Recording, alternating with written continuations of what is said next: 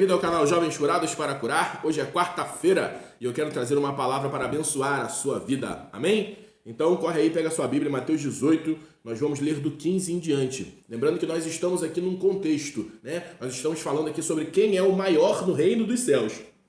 Porque Jesus, ele disse que o maior é aquele que se humilha, o maior é aquele que é igual a uma criança. Então o Senhor Jesus começa agora a trazer um comparativo para que os discípulos possam entender sobre quem é o maior no reino de Deus. Ele agora vem explicando, versículo por versículo, quem é o maior. Então quando você for ler a Bíblia, e pega isso aí no teu espírito, você tem que entender que a Bíblia não foi escrita com capítulos e versículos.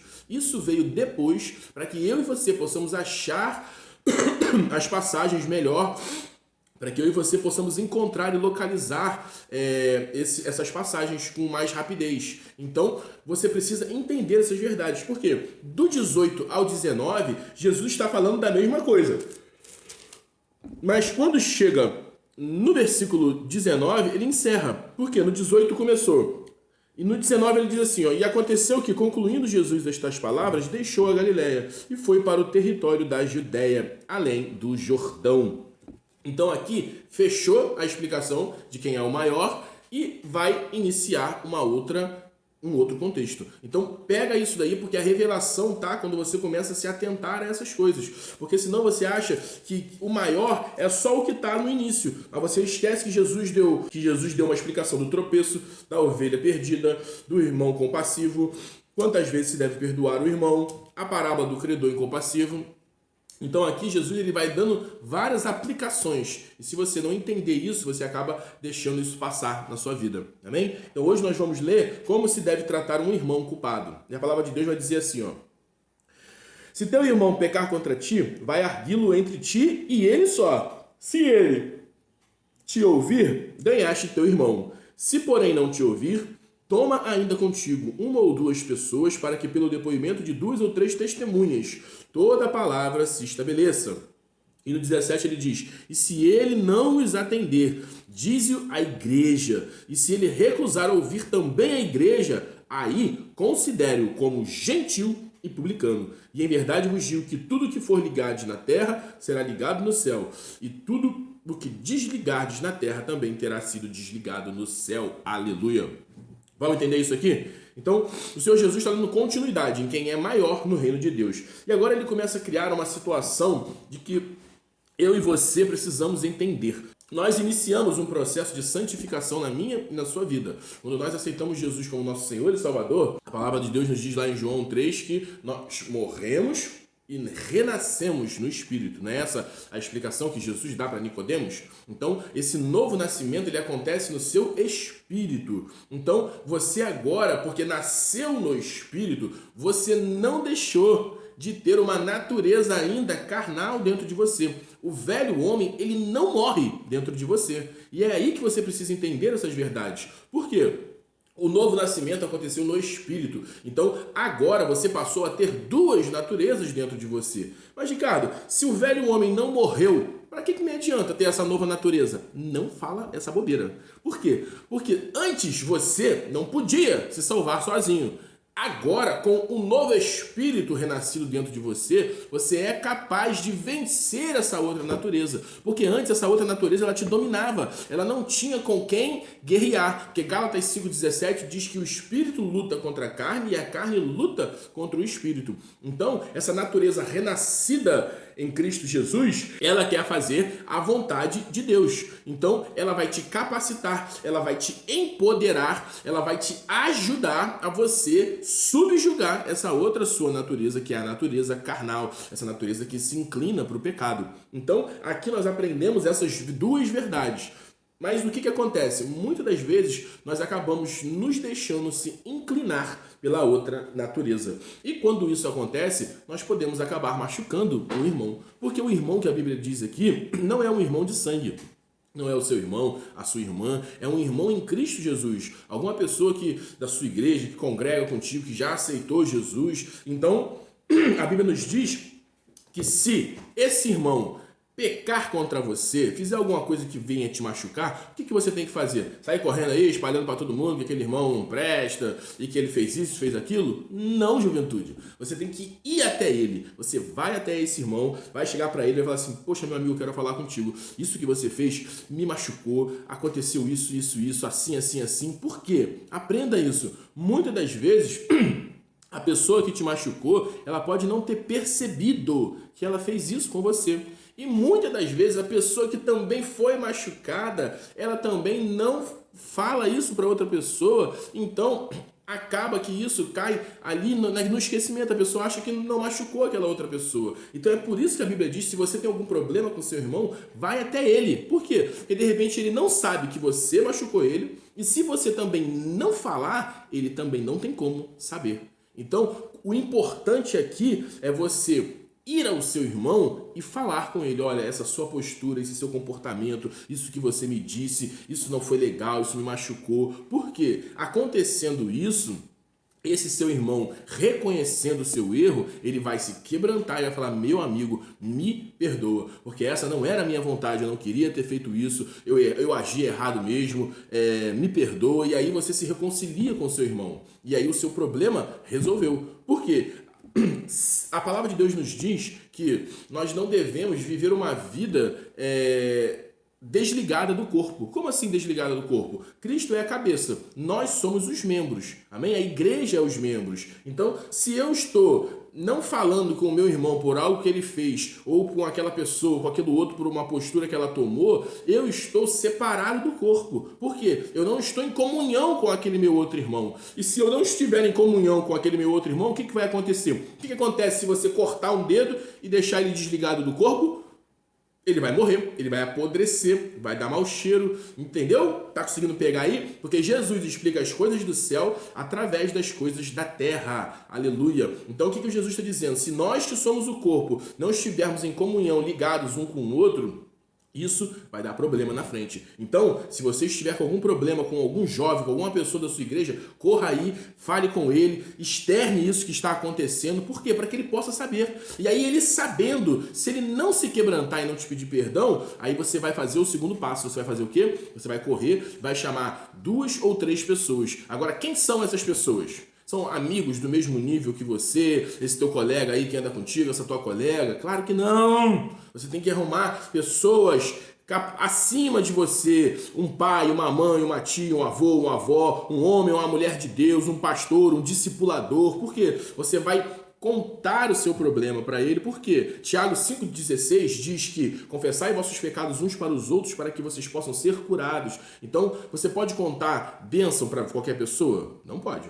Quanto mais o problema. Então, procure uma pessoa capacitada para te ajudar. Vá até essa pessoa e fale: olha, aconteceu isso, já tentei falar contigo, agora eu trouxe aqui esse homem, essa mulher de Deus, porque eu quero que você entenda o que aconteceu, reconcilie, se arrependa, para ver se essa pessoa se quebranta. Agora, se essa pessoa também não se quebrantar, aí a palavra de Deus ela dá uma instrução mais séria. Ela fala assim: leve perante a igreja. Por quê? Porque você vai expor o que está acontecendo no meio da igreja com os outros irmãos para que ele possa se arrepender. Porque isso é muito sério. Quando Paulo ele escreve lá em... Vamos ler isso aqui? 1 Coríntios, 1 Coríntios 11...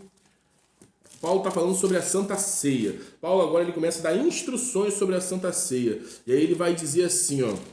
1 Coríntios 11, vamos ler do 27 em diante. Ele diz assim, ó: por isso, aquele que come o pão ou bebe do cálice do Senhor indignamente será réu do seu corpo e do seu sangue. Então, o que Paulo está dizendo aqui? Se você está com algum problema com seu irmão, você vai beber da Santa Ceia e você vai adquirir sobre a sua vida juízo. Por quê? Porque você não está em comunhão com o seu irmão. Então o que é para fazer? É para não ceiar? É para ficar uma semana sem ceiar? 1 mês, 2 meses, 1 ano, 2 anos? Claro que não. Você tem que se reconciliar com esse irmão. Esse é o processo que o Senhor Jesus está dizendo. Vá até ele, fale com ele. Aí ele não te ouviu? Vá com testemunha. Se a testemunha e com você também não te ouviu, vá à igreja. Porque isso é muito sério. Olha o que acontece quando esse tipo de pessoa que está tendo uma atitude errada contigo, com um membro da igreja, ela está em pecado e ela não é confrontada Olha o que a palavra de Deus vai nos dizer. No 28 ele diz assim, ó, examine-se, pois, o homem a si mesmo, e assim coma do pão e beba do cálice. Então, qual é a instrução aqui? Você vai se examinar. Examinou? Poxa, eu preciso me consertar com meu irmão? Vai lá, fala com ele, se conserta. Se foi você que errou, peça perdão, porque aí você vai poder fazer esse autoexame, voltar a fazer parte do corpo e tomar da Santa Ceia. Porque senão você está tomando indignamente. Você está tomando Santa Ceia sem falar com seu irmão, chateado com alguma coisa que aconteceu. Então você está sendo réu do corpo. Você vai beber juízo sobre a sua vida. Por quê? Porque a vontade do Pai é que nós estejamos em alinhamento, que nós estejamos em comunhão, um bem com o outro, não que nós estejamos brigados um com o outro. E no versículo 29 ele diz assim, pois quem come e bebe sem discernir o corpo, come e bebe juízo para si. Eis a razão, porque há entre vós muitos fracos e doentes e não poucos que dormem. O que é esse não poucos que dormem? Quando a Bíblia fala do dormir, ela fala de pessoas que estão morrendo. Então é por isso que é perigoso de deixar no meio da igreja pessoas que estão vivendo na prática do pecado. Ou se você é um desses que está vivendo na prática do pecado, tenha esse entendimento hoje na sua vida. Por quê? Porque você, além de estar trazendo juízo para a sua vida, você está contaminando as outras pessoas que estão no meio da igreja. Porque a Bíblia está dizendo aqui, é por essa razão, por pessoas que não estão discernindo do corpo, pessoas que estão vivendo de qualquer forma e de qualquer maneira, que há muitos fracos, doentes e até muitos que estão morrendo. Mas, Ricardo, onde que está dizendo isso? Que uma pessoa contamina a outra pessoa? Corre aí. Hebreus, capítulo 12, vamos lá, a gente vai entender isso agora. Aí, o perigo de você viver uma vida de qualquer maneira no meio da igreja. Hebreus 12, 14, a palavra de Deus vai dizer assim, ó, segui a paz com todos e a santificação, sem a qual ninguém verá o Senhor. E no 15 ele diz, atentando diligentemente. O que é esse atentando diligentemente? Prestando atenção, com muita integridade no que você vai fazer. Por quê? Porque ninguém seja faltoso, separando-se da graça de Deus, para que não haja alguma raiz de amargura que brotando vos perturbe e por meio dela muitos sejam contaminados. Então, o que vai acontecer com a vida daquela pessoa que está com uma amargura dentro do seu coração? E o que vem a amargura? A amargura é uma doença da alma. É algo que aconteceu contigo, que fizeram para você. Então, se alguém te machucou e você não foi até essa pessoa, essa sua amargura, ela vai começar a ser gerada dentro de você.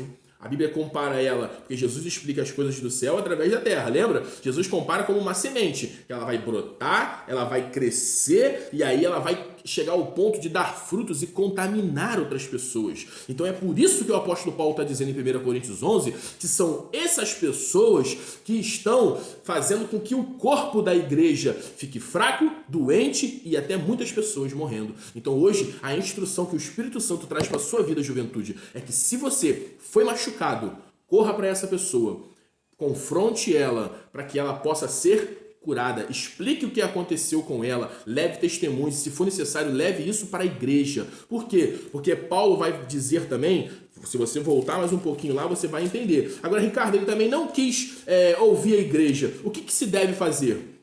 A palavra de Deus já nos disse lá mesmo. Nós vamos ler em dois livros. 1 Coríntios 5 e depois Mateus 18, para a gente entender. Em Mateus 18, essa pessoa ouviu a igreja, mas também não quis se reconciliar. O que o 18 diz? O 17 ele diz assim, e se ele não atender, dizei-o à igreja, e se recusar a ouvir também a igreja, considere o gentil e publicano. Quem eram os gentios e os publicanos? Gentios e publicanos eram duas pessoas que o povo judeu não gostava. Então, os judeus não se davam com os gentios. E publicanos foi quando o Império Romano tomou conta de tudo que era conhecido e se tornou o quarto império mundial. Os romanos, eles pegavam as próprias pessoas do seu país e colocavam elas para cobrar imposto do povo. Então, esse cargo era chamado publicano. Então, quem era daquela terra acabava pegando pinimba, né? Com aquele cara ali que também era judeu e estava cobrando imposto do povo. Mas para a gente entender melhor isso, o que é publicano e o que é gentil, a gente vai lá em 1 Coríntios, capítulo 5,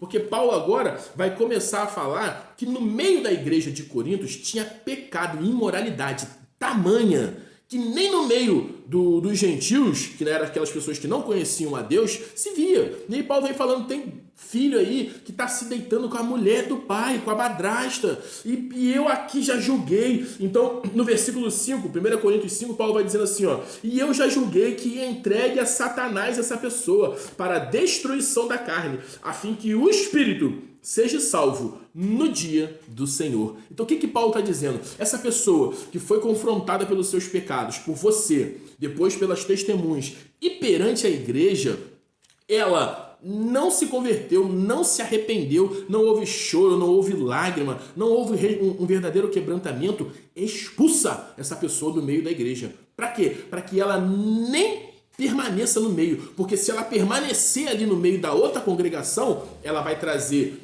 doença, fraqueza e morte espiritual e até morte física para outras pessoas. Então é por isso que a palavra de Deus nos mostra o perigo de você estar no meio da igreja com esse tipo de comportamento, juventude. Então eu quero que você entenda, se você é um jovem que está triste, chateado, amargurado com outro irmão pelo que ele fez, corra até ele, peça perdão, se arrependa. Ou se você é um jovem que machucou outra pessoa, seja sensível à voz do Espírito Santo, para quando essa pessoa vier até você, você se quebrantar, se humilhar, porque nós estamos falando aqui sobre quem é maior no reino de Deus e quem é o menor. Então a Bíblia nos diz que o maior é aquele que se humilha, e o maior é aquele que diminui, porque com o reino de Deus é tudo ao contrário. Aquele que desce, sobe. O que se humilha será exaltado. Então que você possa aprender essas verdades a partir de hoje, para que você possa fazer parte do corpo de Cristo, para que se você tiver algum problema, você vá a esse irmão,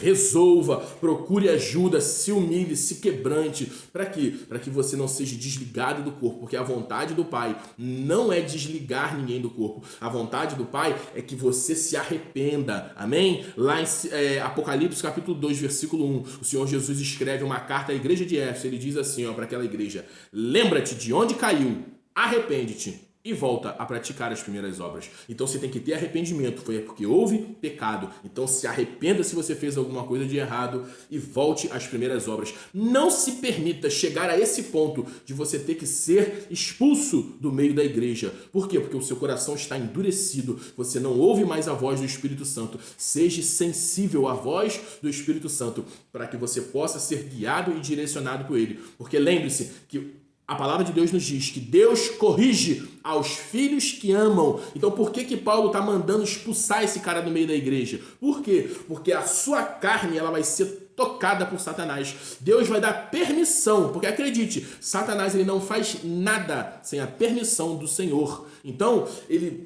Deus vai dar permissão para que ele toque na vida dessa pessoa, para que a carne dela fique enferma. Para que Paulo diz? Para que naquele grande dia ela pelo menos possa se arrepender e ser salva. Por quê? Porque Deus só corrige o filho que ama. Agora eu te pergunto, você vai deixar chegar nesse ponto na sua vida? Você vai se permitir porque o seu coração está tão endurecido com que aquela pessoa, com aquele parente? Porque lembre-se de uma coisa, quem te machuca são pessoas que estão próximas de você.